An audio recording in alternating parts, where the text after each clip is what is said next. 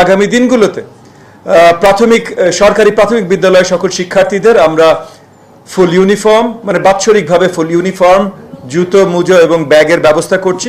আগামী দিনগুলোতে বড় দাগে কি হচ্ছে ইতিমধ্যে আপনাদের মাঝে পরিষ্কার করেছেন আমাদের ডিপি মানে আমাদের প্রাথমিক শিক্ষা অধিদপ্তরের ডিজি মহোদয়, আমাদের মাধ্যমিক এবং উচ্চ শিক্ষা অধিদপ্তরের ডিজি মহোদয় এবং সকল সচিব মহোদয়গণ।